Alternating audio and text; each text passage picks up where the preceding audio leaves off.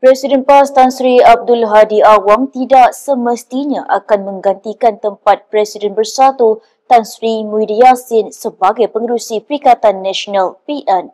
Perkara itu ditegaskan Ketua Penerangan PAS Ahmad Fadli Syahari susulan peletakan jawatan oleh Muhyiddin hari ini. Menurutnya, individu yang bakal dipilih adalah individu yang diyakini mampu mengembleng kekuatan semua parti dalam PN. Fadli yakin PAS akan menampilkan calon dari parti itu untuk menerajui PN sebagai pengerusi yang baru.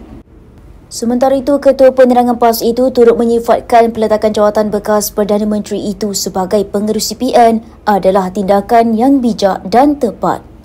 Beliau turut memaklumkan rombakan organisasi PN dijangka dilakukan bagi memperkukuh gerak kerja perikatan itu menjelang pilihan raya umum ke-16. Terdahulu, Muhyiddin mengumumkan peletakan jawatannya sebagai pengerusi PN berkuat kuasa 1 Januari yang disifatkan PAS akan memberi nafas baru kepada gabungan berkenaan.